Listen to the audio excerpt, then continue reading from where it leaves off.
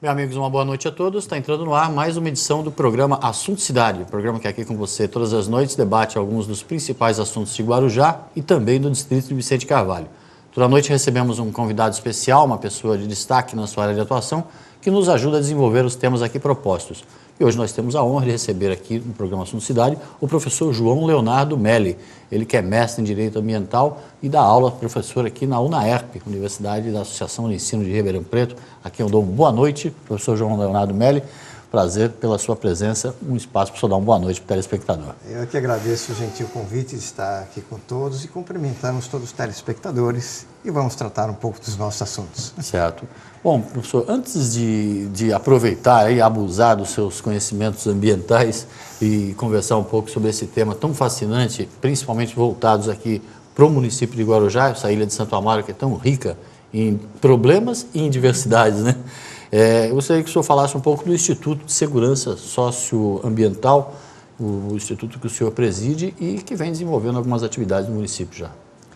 Bem, o Instituto de Segurança Socioambiental, na realidade, ele nasceu porque, como você falou, o Guarujá é um verdadeiro laboratório. Né? Nós temos tudo de bom da natureza, mar, mangues, Mata Atlântica exuberante, e temos problemas gravíssimos também que afetam toda essa questão ambiental, como as ocupações desses mangues, ocupações de encostas, que desdobram em problemas sociais gravíssimos, né? Esses desarranjos ambientais, quando eles acontecem, depois eles desaguam em desarranjos sociais muito graves. Exato.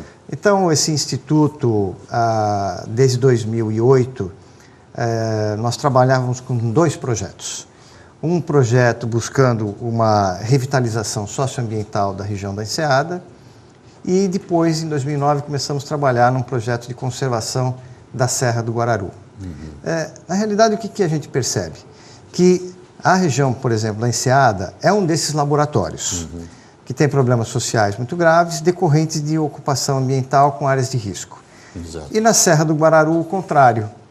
Nós temos um índice de ocupação bem mais baixo e a condição de fazer uma preservação muito boa daquele patrimônio ambiental e também um patrimônio histórico riquíssimo que nós temos naquela região. Em função desses dois projetos, né, que passaram a acontecer, em 2010 se criou o Instituto para ele ter uma forma melhor de organizar os seus trabalhos, produzir estudos científicos. E isso que foi feito. Em 2010 e 2011 começaram a ser produzidos estudos científicos dessas duas áreas, principalmente na Serra do Guararu. Se demonstrou que a questão de fauna, de flora, monumentos históricos merecia uma proteção especial para aquele espaço. E no ano de 2012, com todos esses estudos prontos, depois de se passar pelo Conselho de Meio Ambiente, audiência pública, etc., foi criada, então, uma área de proteção ambiental da Serra do Guararu. Certo. Esta área de proteção, ela não altera a situação do que nós temos lá hoje, mas ela permite que haja um ordenamento territorial e que, no futuro, possa-se ter as melhores condições de exploração turística, porque se criou também a estrada turística, e dessas condições, fazer com que aquela região tenha um desenvolvimento sustentável dos melhores. Certo. De outro lado, o projeto da Enseada, o que ele visa? Ele visa, também com esses estudos que estão sendo feitos, suportar melhor de informações o remanejamento dessas pessoas de áreas de risco, porque nós sabemos muito bem que um ano, outro ano, se tem sorte de não ter uma chuva mais intensa, mas nós temos exemplos como os do Rio de Janeiro, que às vezes quando as chuvas são muito intensas, às vezes dezenas, centenas de pessoas perdem as suas vidas. Claro. E a ideia é também de criar na Enseada um espaço onde será instalado um futuro quartel, que é o mesmo quartel que tem na cidade, que fica lá na Praia do Tombo, seria migrado para a Enseada, e neste quartel teria um espaço multiuso para se fazer atividades com as crianças, com os jovens, com as pessoas da terceira idade. Claro. Então, o quartel seria um ponto de apoio para a melhora da condição social daquela região e, evidentemente, tirando as pessoas da área de risco, nós teríamos uma quantidade muito expressiva de ações para melhorar toda essa região. Quando o Instituto foi criado, ele se baseou nesses 2 projetos, mas a visão é melhorar depois todas as demais regiões da cidade. Só que não havia condição de um instituto tão novo partir para um projeto tão avançado que seria abranger toda a cidade. Isso está em execução. Acompanhamos de uma maneira bem próxima todos os projetos da cidade, o projeto Orla, o plano diretor, a Agenda 21, Conselho de Meio Ambiente, porque é nesses fóruns que nós podemos opinar e trazer conhecimento e dar uma contribuição para a nossa querida Guarujá, né? E todo o debate acaba sempre desaguando para essa necessidade, né? As pessoas que enxergam o Guarujá na sua realidade conseguem visualizar exatamente esse quadro, né? Como nós estamos falando desde o começo, né? Um quadro, uma cidade maravilhosa, belíssima, com várias riquezas, mas com nítidos sinais de ocupação desordenada. Quando nós falamos especificamente em Seara, nós estamos falando de Vila Baiana, por exemplo, e ali adjacências. Sim, toda a Vila Baiana, Barreira do João Guarda, etc, etc. O que nós precisamos ter em mente é o seguinte, como é que as cidades vivem? As cidades vivem da sua vocação e da sua economia. Claro. Assim que funciona qualquer cidade. O Guarujá, já historicamente, tem a questão turística balneária como uma vocação muito clara, né? Mas se você considerar que numa cidade com esta vocação, que recebe milhares de pessoas todos os anos, todos os finais de semana, nós temos um desarranjo habitacional tão grande, né? Um desarranjo habitacional que atinge quase 1/3 da população da cidade.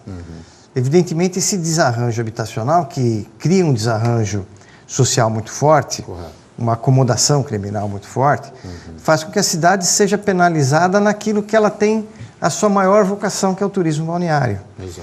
Então, o que se busca com esses projetos, diríamos assim, é fazer um rearranjo da cidade. Correto. Claro que isso é uma coisa que tem que acontecer a médio e muito longo prazo. Você tirar pessoas de áreas invadidas, ou de mangue, ou de encostas, gera uma necessidade que nós também temos dificuldades, que é espaço para transportar essas pessoas e colocá-las em moradias adequadas. O Guarujá é uma ilha e a ilha tem as suas limitações, né? Então, a gente acompanha, viu que já no PAC 1, PAC 2, se conseguiram projetos, mas existem ainda grandes dificuldades para que esses projetos sejam implantados. O que é bom, são projetos aprovados, projetos onde há o dinheiro para fazer isso, projetos que a própria Secretaria de Habitação do Estado de São Paulo vai custear a parte mais difícil, que é a parte de estrutura. Então, nós temos perspectivas para a cidade melhorar. E se a cidade melhorar do ponto de vista ambiental, do ponto de vista territorial, certamente ela vai melhorar do ponto de vista social e poder restabelecer cada vez mais a sua vocação, que é uma vocação muito significativa. Não é à toa que a cidade é chamada de Pérola do Atlântico. Recebeu esse nome lá atrás, bem lá atrás, quando ela era muito pequena, parecia um presépio. Mas é inegável a beleza e a quantidade das praias, o clima, a geografia da cidade é invejável. Então, quando nós temos uma coisa muito preciosa, nós não devemos deixar estragar esta coisa preciosa, porque senão esse brilho da pérola vai ser ofuscado. Com certeza, vai sendo ofuscado.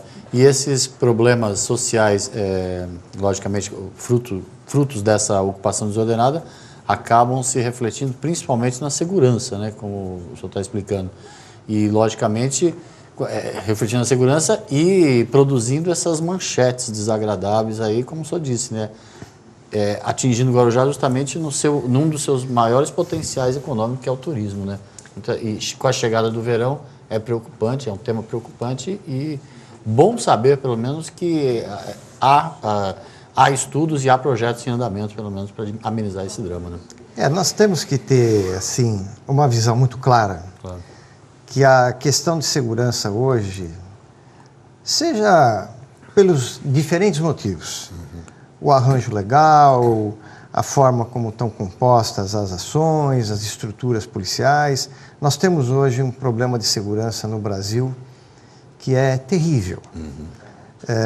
Um país que tem 40 mil assassinatos num ano, e muito coincidentemente com essa questão, nós temos 40 ministérios no nosso país. Não temos um ministério específico para a segurança pública. Exatamente. Mas você vai falar, mas tem o Ministério da Justiça. O Ministério da Justiça, ele precisava ser dividido e se tratar só da questão de segurança, porque é um verdadeiro flagelo. Aquilo que a gente vê, e como você disse aqui, impacta tanto a nossa cidade, porque é manchete, ela antes de virar uma manchete, ela é uma tristeza muito grande. Sem dúvida. Uma pessoa que é assassinada num semáforo por conta de 20, 30 reais, ou por conta de um automóvel, seja lá que tipo de automóvel for, com uma frieza muito grande, denota que nós temos um problema social muito grave, né? E esses projetos, eles podem minimizar essas ações, porque mudar as leis brasileiras, mudar o comportamento do Brasil com relação à segurança das pessoas, do seu patrimônio, não será uma tarefa simples, é uma tarefa muito complexa, tem que haver uma vontade política muito grande para alterar algumas coisas. Nós gostamos tanto de copiar os outros países, Claro. Nós precisamos copiar muitos países no seu sistema prisional, na sua responsabilidade, na efetiva prisão de bandidos. Nós não podemos ter um bandido que só consegue ficar preso de verdade depois de reincidir 7 ou 8 vezes, depois de ter matado 3, 4, 5 pessoas. É uma cultura da impunidade, né? E o que acontece? Quando nós vemos essas manifestações que têm acontecido e se depreda o patrimônio público com tanta facilidade, com tanta simplicidade, com tanta impunidade, isso acaba sendo um mau exemplo. Com certeza. Didaticamente é um mau exemplo, né? E o Brasil ele ainda sofreu mais porque com a democracia, com a busca de um aperfeiçoamento social, ela criou leis que eram para beneficiar muito. O Estatuto da Criança e do Adolescente foi uma lei maravilhosa, criado para proteger o jovem, para proteger a criança, e acabou se desvirtuando no meio do caminho. Com certeza. Acabou gerando uma geração de infratores antes dos 18 anos, como poucas nós temos no mundo. Então, algumas coisas precisam ser repensadas. Claro. Não mudar a lei simplesmente por mudar, que isso não vai resolver. É que nem a questão de medicina e saúde, né? Saúde é o bem-estar da população. Quando você precisa da medicina é porque a pessoa já está doente. Né? Alguma coisa já falhou lá atrás. Já falhou lá atrás. E a segurança, ela vive muito disso. Exato. Você tem que atuar muito forte na prevenção, principalmente na segurança primária. E como é que faz segurança primária? Com cidades organizadas. Então, se você não tiver a favela, se você não tiver o beco, se você não tiver o lugar onde o marginal se acomoda, onde ele vai subjugar a população mais simples, você terá menos riscos de segurança, você terá menos risco daquele jovem desse meio produzir um crime contra o patrimônio ou contra a pessoa. Claro. Mas a tarefa é muito longa. E se lá atrás você agiu socialmente falando, ameniza mais ainda, né? É como eu disse, nós temos tantos exemplos de tantos países. Exato. Vamos buscar aqueles que sofreram para acertar e vamos ver se encurtamos este caminho. Certo. Nós precisamos, sim, uma mudança de postura. A população não aguenta mais tanta insegurança. Claro. Entendeu? E as máquinas de segurança pública dos estados, do município, a própria máquina de segurança pública da União, ela tem que ser repensada. Porque se nós não conseguirmos dar essa segurança que a população precisa, Se esse é um dos maiores problemas do país, nós temos que tratá-lo dessa forma. Às vezes nós damos muito mais atenção a uma questão de mensalão, envolvendo 10, 12, 13 pessoas e políticos, do que propriamente a 40 mil assassinatos ano. Exato. Isso nós precisamos modificar. Isso não vira manchete, né? E quando deveria virar, né? Deveria ser a manchete de principal. todo o tempo, até essa questão se resolver. O senhor é um coronel da Polícia Militar. O senhor é um coronel da Força Policial que migrou para a área ambiental ou vice-versa? Ou acabou se envolvendo nos dois temas? Então, o que acontece é o seguinte, a Polícia Militar, nós somos originários da Polícia Militar, ela tem as atividades normais de policiamento ostensivo, e no policiamento ostensivo de prevenção, ela tem algumas áreas especializadas.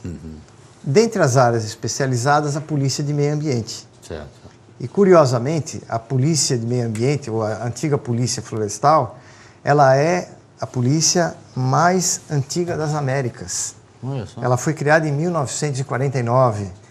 Então, quando nem se falava na questão ambiental, né, o Estado de São Paulo já tinha criado sua força de proteção dos recursos naturais. E, trabalhando nas atividades normais, num determinado período nós fomos convidados para trabalhar nessa área especializada, que é uma área fascinante. Acabamos, ao longo da carreira, trabalhando por 17 anos na área de polícia ambiental. Tivemos a oportunidade de comandar a polícia ambiental de todo o estado e posso lhe dizer que é um fantástico aprendizado. Conseguimos, através dos estudos, entender que os desarranjos de segurança pública, eles nascem em desarranjos ambientais. Então, até desenvolvemos uma teoria da segurança pública do meio ambiente, né? Que é quando você tem um desarranjo social porque quebra a ordem pública. Então, a máquina de segurança pública entra. E nós desenvolvemos um trabalho em sistematizar a questão da ordem pública do meio ambiente. Porque se nós conseguirmos conter os desarranjos ambientais, nós vamos estar prevenindo os desarranjos sociais. Agora, isso se misturou com a carreira. Claro. Passamos muitos anos na Polícia Ambiental, como passamos também a maior parte da carreira na parte de polícia ostensiva. E hoje, por que a gente dá o tratamento de segurança socioambiental? Porque trabalhou na segurança do meio ambiente e trabalhamos na segurança pública. E temos a percepção que hoje essas coisas não se misturam, pelo contrário, elas são profundamente integradas. Totalmente. Se você trabalhar na segurança do ambiente, você estará contribuindo para a segurança patrimonial, social e das pessoas. No futuro das novas gerações. Assim esperamos. O Instituto, o senhor falou de dois projetos, o da Enseada, que nós nos aprendemos mais com relação à questão da segurança, e também na Serra do Guararu, com a criação da APA. Essa APA, ela tem alguma característica especial de ser municipal, uma APA municipal. Isso impõe, não impõe, eu vou lhe provocar um debate, não impõe aí riscos, por exemplo, de manipulação política, que a gente sabe, às vezes o que entra, o que sai não gosta do que, o que entra não gosta do que saiu, essas coisas. Não impõe esses riscos? É um desafio que eu lhe faço aí. Veja bem, nós temos no nosso país uma lei que criou o Sistema Nacional de Unidades de Conservação. O que é uma unidade de conservação? É uma área protegida. Certo. Ou ela é muito protegida, um parque, uma estação ecológica, que não pode fazer nada dentro, ou ela tem uma proteção menor. Claro. Ela permite ser manejada, que é o caso da APA. Correto. Por que nós procuramos, nos nossos estudos, criar uma APA? Porque a APA tem um conselho gestor próprio, independente da questão política. Correto. Tá? E por que criar uma APA municipal? Porque a APA municipal permite que, com a proximidade das pessoas que vão fazer gestão, ela tenha uma condição melhor de ser protegida. E qual o cuidado que se teve na criação dessa APA? De ter um conselho gestor paritário. Nós temos 8 pessoas do Poder Público Federal, como o IBAMA, da Secretaria do Meio Ambiente, da Secretaria Municipal, do DR, que tem as atividades lá, da Secretaria de Cultura por causa do patrimônio, mas ao mesmo tempo, 8 cadeiras são da comunidade. Então as comunidades moradoras, comunidade do Perequê, comunidade da Prainha Branca, comunidade do Sítio Cachoeira, elas têm assento com voz e voto. Então, este temor disso ser conduzido do ponto de vista político, eu acho que fica um pouco descartado, primeiro porque a forma como o decreto foi feito é uma forma que independe do político que vai estar. Sim. Ela vai se perenizar no tempo. Depois, o fato de ter um conselho gestor de pessoas do poder público e da própria comunidade evita uma contaminação de dar uma destinação diferente à APA. É a própria comunidade que vai preservar, vai querer preservar o seu patrimônio. Porque o que acontece? A APA, ela tendo esse conselho gestor, ela consegue fazer melhor o ordenamento territorial daquela região. O que nós queremos para aquela região? Queremos que ela seja muito bonita, que tenha uma estrada turística, explorada, que tenha atividades de uma forma sustentável. Ou seja, então, este conselho, ele vai ter como conduzir isso num passo que deve talvez acontecer no ano que vem, porque isso é uma construção vagarosa, que se chama o plano de manejo. O que é um plano de manejo de uma unidade de conservação? São as regras que vão ser estabelecidas para se dar proteção às pessoas e se dar proteção à parte ambiental, histórica e paisagística que vai ter.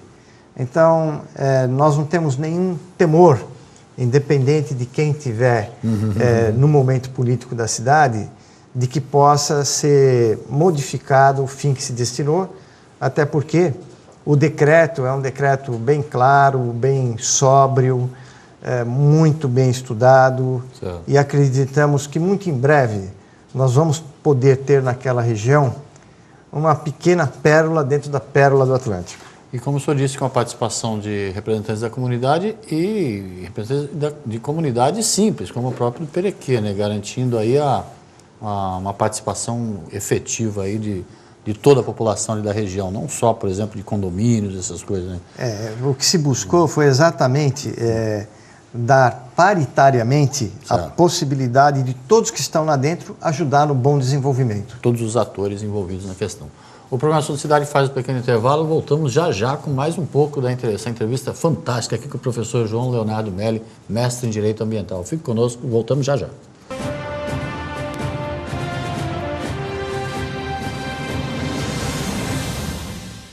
Quando a gente pensa em plano de saúde, pensa primeiro em Unimed Guarujá. Não é só porque a Unimed é a maior cooperativa de serviços médicos do mundo, com a maior rede de hospitais, clínicas conveniadas, os melhores médicos e atendimento de urgência e emergência 24 horas em todo o Brasil. A Unimed Guarujá é a mais lembrada porque não esquece de você. Atendimento domiciliar, programas de saúde preventiva e agora com um novo plano onde quem usa menos, gasta menos. Unimed Guarujá, lado a lado com você, sempre.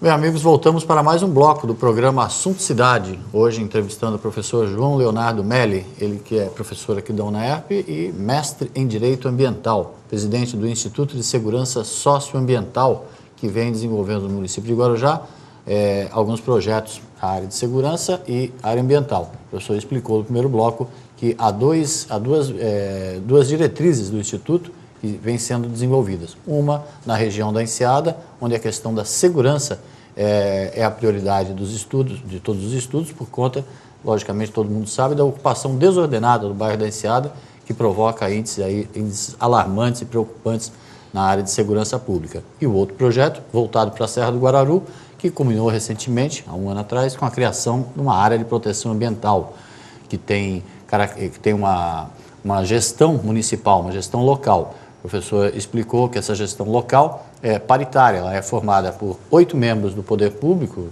incluindo aí órgãos federais, como o IBAMA, órgãos estaduais, como a Secretaria Estadual do Meio Ambiente, DER, e também 8 cadeiras reservadas paritariamente para a comunidade do Perequê, da Prainha Branca e de outros lugares ali. Ou seja, esta área de proteção ambiental do Perequê é que vai definir as diretrizes para, no futuro, a exploração sustentável daquela região que tem um potencial turístico. O professor terminou o primeiro bloco falando que o objetivo é que naquela região seja criada uma pequena pérola dentro da nossa já querida Pérola do Atlântico. É o sonho possível, né, professor? Sim, é um sonho possível, porque aquela região é uma das regiões mais protegidas que nós temos aqui na cidade, e uma das regiões que, pela característica geográfica, de montanhas, nós temos uma biodiversidade fantástica. O nível de ocupação é dos mais baixos. E por que se criou também a APA? Porque é uma forma de proteger a cidade. Quando nós tivemos uma ligação seca com Santos, tivemos um prolongamento do Dom Pedro, por exemplo, aquela é uma região que ficaria muito vulnerável totalmente às ocupações ilegais e clandestinas. Com a APA, nós temos um mecanismo mais forte para evitar que isso aconteça, e todos nós sabemos as funestas consequências dessas ocupações indevidas, né? E com características até sem medo de exagero, até de conteúdo arqueológico, né? A região tem sambaquis ali, tem coisas fantásticas aí ainda por serem descobertas, e que seria um crime desses que nós verificamos hoje, né, na sociedade, ver isso destruído. Né? A região, ela teve a primeira fortificação do Brasil. Ela teve uma armação de baleias, que é um local onde esses animais eram levados para lá. Há indícios de que lá está o primeiro ponto onde foi feito açúcar e outras atividades no Brasil.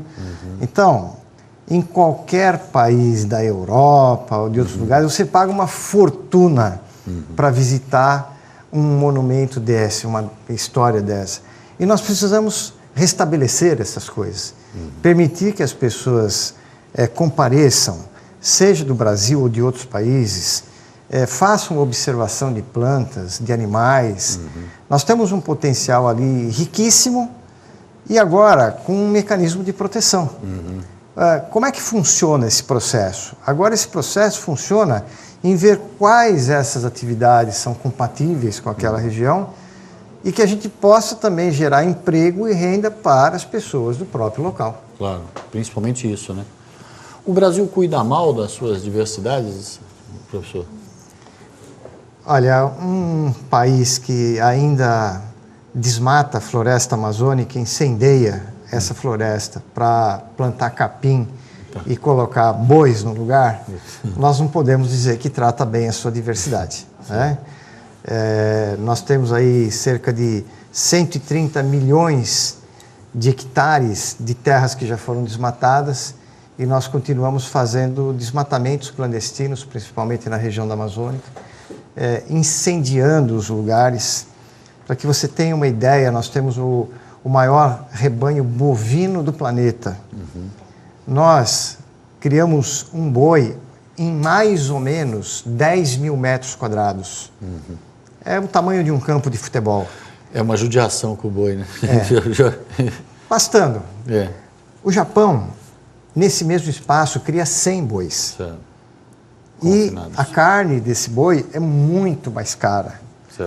Então, não que esteja errado nós termos este rebanho. O que está errado é não usar as técnicas que acabem com desmatamento de biodiversidade. A própria Mata Atlântica, em termos de biodiversidade, é até mais rica que a floresta amazônica. Mas nós só temos cerca de 7% da Mata Atlântica originária no país. Quer dizer, é evidente que a Mata Atlântica ela foi mais penalizada porque, a partir do descobrimento vindo do Oceano Atlântico, as cidades, ou seja, mais de 70% das cidades estão onde é a região de Mata Atlântica na hoje, costa, né? Porque a ocupação foi no sentido leste-oeste. Agora, existem muitas coisas que nós ainda precisamos fazer, existem muitas áreas que têm que ser preservadas, não só pelo patrimônio de fauna e flora que elas têm, o patrimônio genético. São plantas que nós não conhecemos, que são plantas que podem dar soluções para os maiores problemas da humanidade, inclusive problemas de doenças. Nós não podemos esquecer que hoje nós nos curamos. O que são os remédios hoje? São moléculas de plantas que foram sintetizadas e viram remédios. Então, quando alguém vem atrás da biodiversidade brasileira para levar uma cobra, uma aranha ou uma planta, ela está querendo levar a cobra para ver aquele veneno, o que pode ser sintetizado. Aquela aranha, o veneno dela, o que pode ser sintetizado. Aquilo pode virar um fármaco, pode virar uma coisa extremamente preciosa. Sim, foi bem por isso que neste ano o simpósio que foi feito na universidade foi sobre meio ambiente e soberania, exatamente para estimular os alunos a fazer os trabalhos, porque quando se tira biodiversidade brasileira e se leva para outro país, está sendo afetada a nossa soberania. Então, se produziram os estudos exatamente para este ponto tão nevrálgico, que é levarem o nosso patrimônio para outro lugar e depois sintetizar ou patentear. O Japão patenteou o cupuaçu, uma planta específica do norte do Brasil, não dá em nenhum outro lugar do planeta. Como é possível? Porque ele pegou, sintetizou isso aqui e patenteou. E o Brasil teve que brigar em tribunais internacionais exatamente para ter essa patente derrubada, porque é uma planta exclusiva nossa do Brasil. 22% de todas as espécies de plantas do planeta estão no Brasil. Não só elas estão no Brasil, como elas estão... Não estou nem lhe deixando tomar água aqui, falta de educação. Tranquilo. Como elas estão em biomas. O que são biomas? São formas de vegetação muito especiais. Então nós temos a floresta amazônica, nós temos a Mata Atlântica, nós temos a Caatinga, nós temos o Pantanal. Então, esses próprios lugares, eles já têm uma diversidade própria. Então, não é que todos os animais do Brasil, os 22%, estão todos espalhados pelo país, pelo território. Não. Nós temos fatias do território que tem aves e plantas que só dão lá. Então, nós temos uma biodiversidade dentro de um continente que nos dá 7, 8 formas de vegetação com seus animais específicos, o que é uma coisa muito rara, muito especial. Devemos sim cuidar, porque todos os lugares estão tendo um pouco de ataque às áreas protegidas de uma maneira que o Brasil não precisaria fazê-lo. Desmatamento no Pantanal é desmatar uma riqueza fantástica, desmatamento na Amazônia, desmatamento na Mata Atlântica, desmatamento no Pampa Gaúcho. O Pampa Gaúcho tem as áreas que foram desmatadas que iniciaram o processo de desertificação, que é uma coisa ambientalmente falando muito grave. Correto. Professor, um pouco antes de começar a entrevista aqui, o programa, nós conversávamos sobre a dificuldade até dos brasileiros ainda se ambientarem, vamos dizer assim, com o tema ambiental. A legislação relativamente recente, é uma falta de cultura histórica com relação à preocupação ambiental. E essa preocupação também foi sua preocupação ao lançar um livro, quando o senhor lançou em 2006, justamente para orientação das pessoas que são encarregadas dessa proteção ambiental, no caso a Polícia Florestal. O que acontece? É uma espécie de cartilha que o senhor fez. Sim, o que acontece? O conhecimento humano de algumas áreas, ele é milenar. O direito, a filosofia, a engenharia. E a área ambiental, por que não se chamou a atenção para a área ambiental? É um contexto mundial bem complexo, porque nós fomos ter o primeiro bilhão de habitantes em 19 séculos da nossa era moderna, era cristã. Ou seja, o primeiro bilhão. Hoje a gente faz 1 bilhão de habitantes a cada 12 anos. Então, no início do século passado, havia uma ideia que não precisava economizar os bens ambientais. Por quê? Porque os bens ambientais, como eles tinham tanta fartura... Não vai acabar nunca. Não, eles não eram um objeto de interesse da economia. Para a economia, é a ciência da escassez. Ela só entra no cenário quando uma coisa está escassa, aí vai se buscar economizar. Quando no início do século passado se teve a percepção que algumas coisas precisariam ser economizadas sim, porque às vezes você tem um rio passando no meio da cidade e não pode utilizar. Por quê? Porque ele está poluído. Então, São Paulo tem 2 enormes rios cortando a cidade e tem que buscar água na bacia do Piracicaba a 250 quilômetros de distância. Entendi. Então, você tem o bem ambiental, mas não pode utilizar. Quando essa percepção começou no início do século passado, nós tivemos 2 fenômenos, as 2 grandes guerras. E nas grandes guerras, o esforço bélico é feito aonde? Buscando recursos. Então o meio ambiente foi fortemente atacado.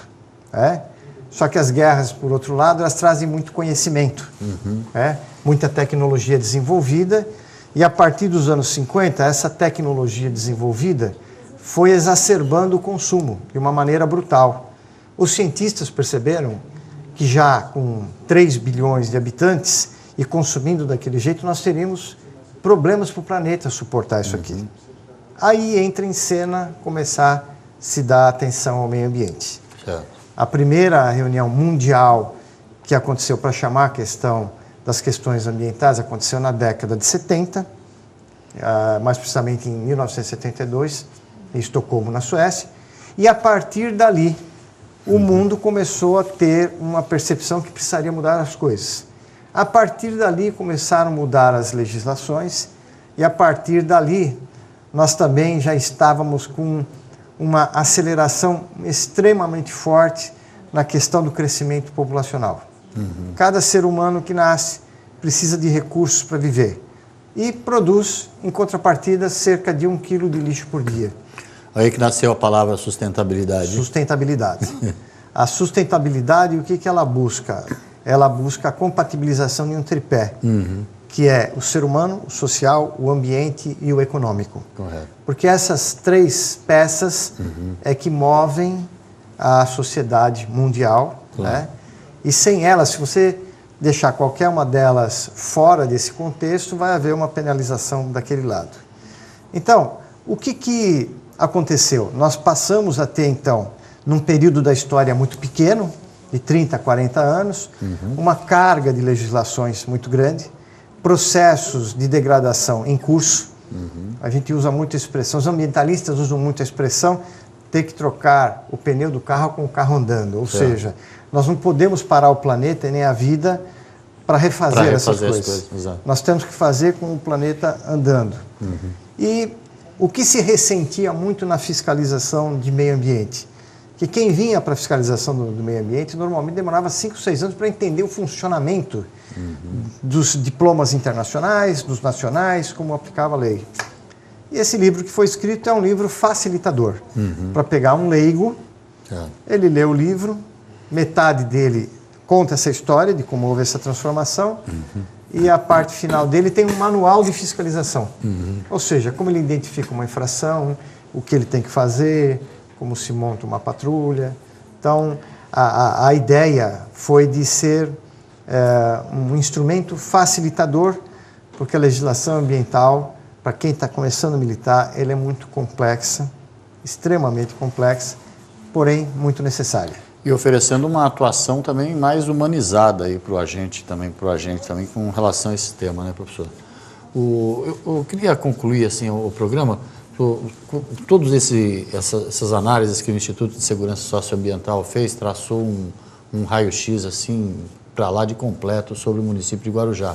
O senhor se dedica especificamente à Serra do Guarujá e Enseada, mas logicamente eu até verifiquei no site do Instituto que o senhor tem um raio-x mais do que perfeito e completo do município de Guarujá. Só para concluir, o município de Guarujá tem jeito ainda de alcançar esse nível da história ainda? Tem muito jeito, tem que ter muita vontade política, muita ação.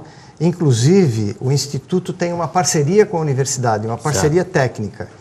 E aqui nós temos, certificado pelo CNPq, que é o maior órgão de pesquisa do Brasil, nós temos um projeto aqui que é de segurança socioambiental do município de Guarujá. Correto. Que temos estudantes que trabalham e fazemos o trabalho em parceria também com o Instituto, que é para que a gente possa despertar nas pessoas, todas as pessoas, a necessidade de nós termos uma cidade mais ordeira, organizada social e economicamente, e aí sim fazer do meio ambiente, das belezas da cidade, o carro-chefe do seu progresso, alcançando todas as pessoas. E preservando o meio ambiente, vamos estar preservando o o que é o principal da Pérola do Atlântico, que é o seu brilho e a sua beleza, né, professor? Perfeitamente. Queria agradecer muitíssimo ao professor João Leonardo Melli, que é mestre em Direito Ambiental aqui, participa aqui do corpo docente da UNAERP, tem sido responsável aí por algumas ações aqui da UNAERP e também é presidente do Instituto de Segurança Socioambiental. O programa Assunto Cidade, só para lembrar a todos, é exibido diariamente pela TV Ilha do Sol, retransmissora do canal Futura, no canal 36 UHF, diariamente às 19h30 e também toda noite às 23h10 pelo canal 7, canal Guaru TV, sistema Itapema TV a cabo. 1h da manhã pelo canal 8h22 também no sistema Itapema TV a cabo, que é a nossa TV. Queria agradecer muitíssimo pela entrevista e deixar um espaço antes para o senhor despedir do telespectador, dos seus alunos, enfim, de todo o público. Nós aqui agradecemos essa oportunidade, porque uma das questões fundamentais no meio ambiente é educar as pessoas. Correto. Levar informação para que elas possam respeitar isso que é tão importante. E estamos à disposição para qualquer pessoa que quiser tirar suas dúvidas, perguntar, porque o trabalho do meio ambiente é um trabalho que não para nunca. Proteger é uma coisa eterna. Tá certo. Muito obrigado, professor. Obrigado a você pela audiência. Voltamos amanhã com um novo Assunto Cidade. Uma boa noite a todos.